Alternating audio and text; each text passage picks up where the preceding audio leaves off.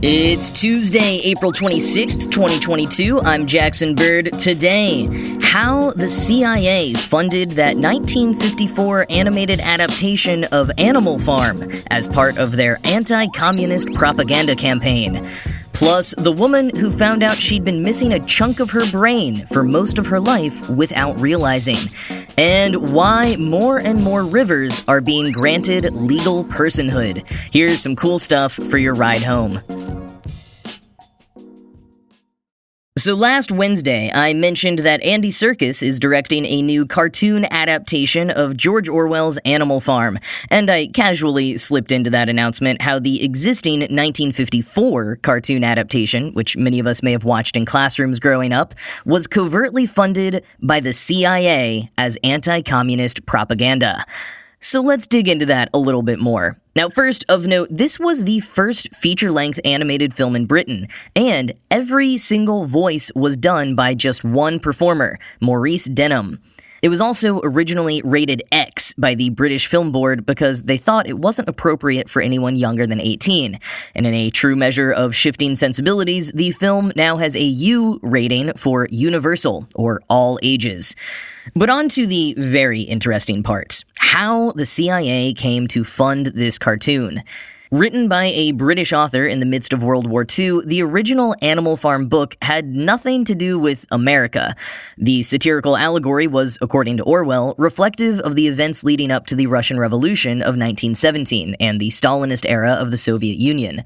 But at the same time Orwell was putting the finishing touches on the book, what he would later call his first true effort to fuse politics and art, the U.S. Central Intelligence Agency was busy forming the Office of Policy Coordination, or OPC, a covert wing of the agency focused on psychological warfare, or as The Guardian put it in a 2003 article, quote, creating culture as a secret weapon to combat communism around the world. End quote. And quoting further from that piece, which largely pulls from Francis Stoner Saunders' book, The Cultural Cold War, The CIA and the World of Arts and Letters, quote, the Cultural Cold War began in post-war Europe, with the fraying of the wartime alliance between Washington and Moscow. Officials in the West believed they had to counter Soviet propaganda and undermine the wide sympathy for communism in France and Italy. The CIA recognized from the beginning that it could not openly sponsor artists and intellectuals in Europe because there was so much anti-American feeling there. Instead, it decided to woo intellectuals out of the Soviet orbit by secretly promoting a non-communist left of democratic socialists disillusioned with Moscow. Ms. Stoner Saunders describes how the CIA cleverly skimmed hundreds of millions of dollars from the Marshall Plan to finance its activities, funneling the money through fake philanthropies it created or real ones like the Ford Foundation. End quote.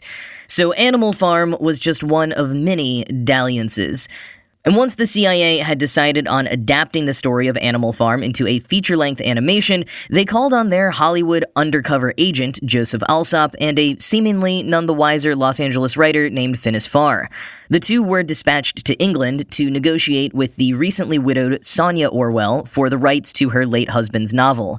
And to butter her up, a CIA official secretly made arrangements for her to meet her hero, Clark Gable. Having been successfully courted by Gable, Orwell gave Alsop and Farr her blessing to adapt Animal Farm, and production began. Allegedly unbeknownst to most people involved with the film, CIA officer Howard Hunt was in charge of the whole operation. Hunt would later be convicted as one of the members of the Watergate break-in team. But back in 1951, he was busy recruiting Louis de Rochemont to produce Animal Farm. De Rochemont had made a name for himself as the creator of the newsreel/commentary series The March of Time. Now, for such a pro-American film, how did it end up getting made in Britain? Well, production costs were lower, for a start, but more importantly, some historians suggest that de Rochemont, or the CIA, may not have trusted American animators. Several in the industry had been questioned during the House Un-American Activities Committee hearings, including Walt Disney himself, although he was mostly there to accuse his former employees, particularly those who had tried to unionize, not because he was suspected of communism himself. But many animators and others in Hollywood were blacklisted as a result of the targeted witch hunt, which ended up leading to the jailing of the infamous Hollywood 10. With so much suspicion of Hollywood animators, it was seen as a safer bet to hire their British counterparts. Or it could have just been the various connections de Rochemont and others had with screenwriters and producers in England. In the end, 80 people worked on the film for a period of 3 years. The scripts, written by married couple John Hollis and Joy Batchelor, went through many revisions throughout production, so it's unknown who ultimately made the decision to alter the film's ending, though blame is often placed retroactively on the CIA. So rather than the book's ending in which the farm animals can no longer tell the difference between the human farmers and the tyrannical pigs, in the animated film, the humans are absent at the end and the farm animals trample the pigs to death, emerging triumphant. While some disagreed with the change from Orwell's more nuanced philosophical ending, others at the time saw it as more upbeat, one of the many infusions of optimism or lightness that experts say were necessary for the film to be able to compete with Disney's animated movies. The movie didn't do too well when it was released. It actually took 15 years to earn back its budget, but it went on to become a staple in classrooms, not just in the UK and the US, but around the world. But the CIA didn't stop there. They also adapted 1984, 2 years later, and also changed the ending of that one. Quoting the New York Times, in the book, the protagonist Winston Smith is entirely defeated by the nightmarish totalitarian regime. In the very last line, Orwell writes of Winston, "He loved Big Brother." In the movie, Winston and his lover Julia are gunned down after Winston defiantly shouts, "Down with Big Brother." Such changes came from the agency's obsession with snuffing out a notion then popular among many European intellectuals, that the East and West were morally equivalent. But instead of illustrating the differences between the two competing systems by taking the high road, the agency justified its covert activities by referring to the unethical tactics of the Soviets. End quote. Like Animal Farm, this 1956 adaptation of 1984 didn't have a stellar reception at the time. In its case, it went on to be largely overshadowed by the Michael Radford adaptation actually made in 1984.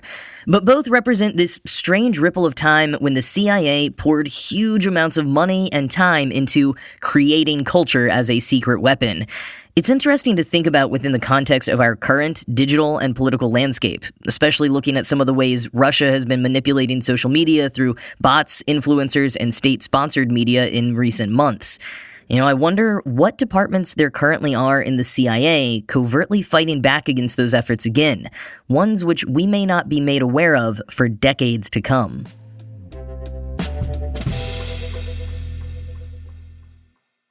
What if you went your whole life without many medical issues to report, pretty much living an average, maybe even above average life, getting a graduate degree, becoming proficient in a second language, and then one day you end up getting a brain scan for a seemingly banal reason, only for the doctors to come back and say that an entire chunk of your brain is missing?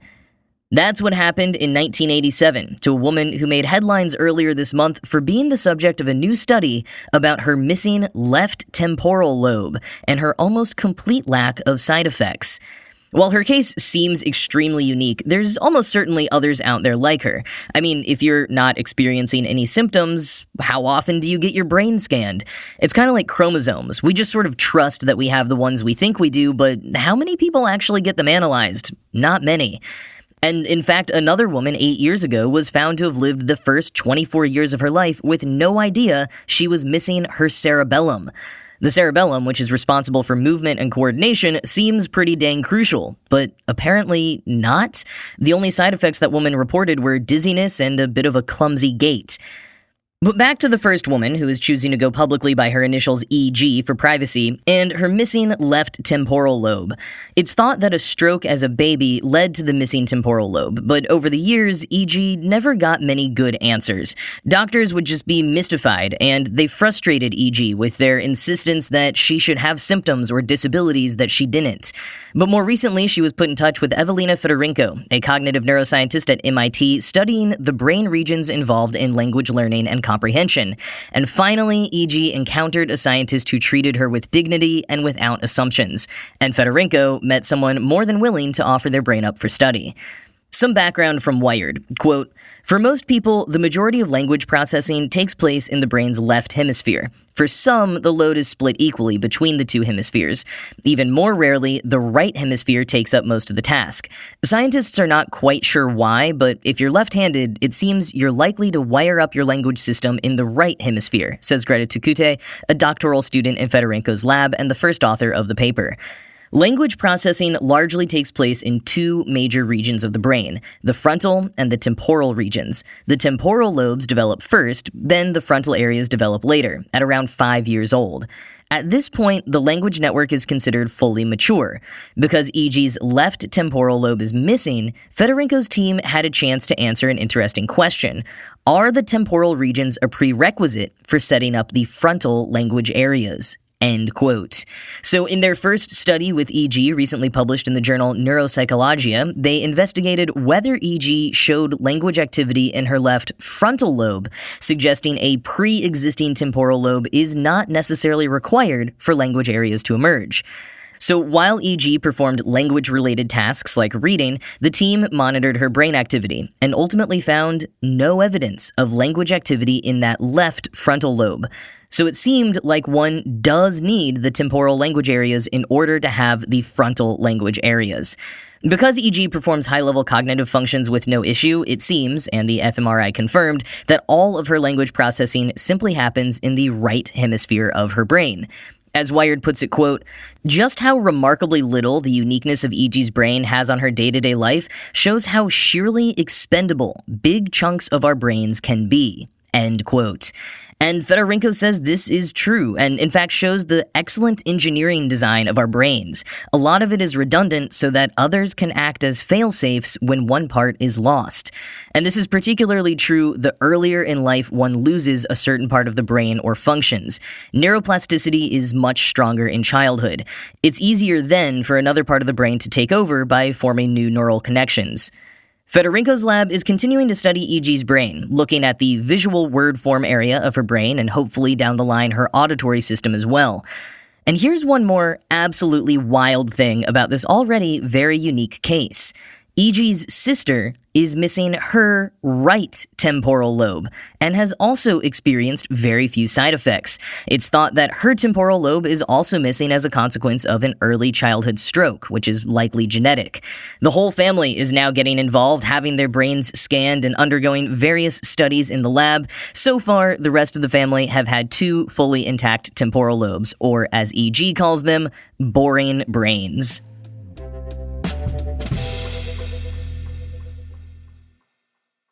The Magpie River in Quebec is now legally a person, the first river in Canada to become one. Legally, anyways. While it's the first river to be granted such status in Canada, it is not an entirely unprecedented move. Indigenous communities around the world have been using legal personhood as a strategy for protecting nature for several years. The Klamath River in the Pacific Northwest was granted legal personhood in 2019, a year after Colombia's Supreme Court granted the same status to the Amazon.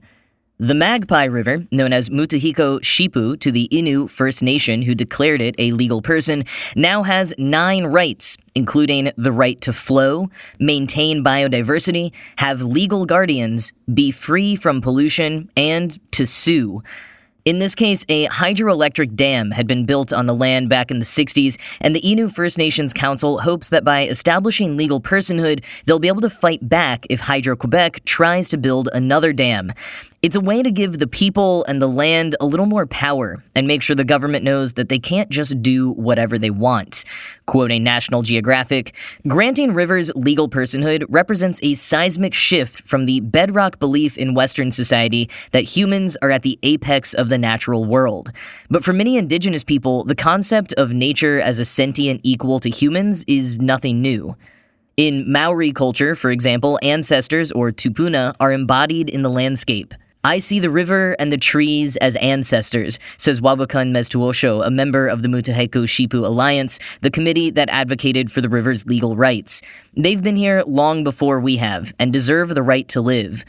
And while the personhood movement reconceptualizes the relationship between rivers and people, granting non-human entities personhood is an existing Western concept applied to corporations that can bridge Western and indigenous legal systems. In the case of the Magpie River, indigenous law is showing up in a language that Canadian law can understand, says Lindsay Burrows, a law professor at Queen's University in Ontario. End quote. Because the concept of granting personhood to nature is relatively new, it hasn't been challenged in any courts just yet, so we'll see how that may unfold over time. And there's no standard to exactly what it means yet either. Sometimes it translates into a list of specific rights, sometimes similar rights are acknowledged but legal personhood is not granted, and sometimes all the rights and protections of personhood are fully granted, as is the case with the Wanganui River in New Zealand, the very first river in the world to be granted personhood back in 2017. In addition to establishing certain legal rights and appointing guardians that advocate on behalf of the river or other natural resources, granting them personhood can drum up attention and interest in the location, leading to more people wanting to visit or help conserve the area. And many indigenous communities are now leading trips along these rivers to help educate visitors on the history, cultural significance, and the threats to their beauty and utility, all part of the growing industry of ecotourism, and one which locals hope will grow support for conservation. As Burrows told National Geographic, quote, "Law is only as powerful as people understand it. Until then, it hasn't been written on people's hearts. It's only been written on paper. When we go into other people's territories to enjoy the natural beauty there, I hope we can find ways to discover their laws and live and breathe them so that we're good visitors." End quote. And as Mr. Wosho said broadly of the pushes for legal personhood, quote, "We need to see that as humans, we are not above the water or the animals. We are part of a whole. When we heal the earth, we heal ourselves too." End quote.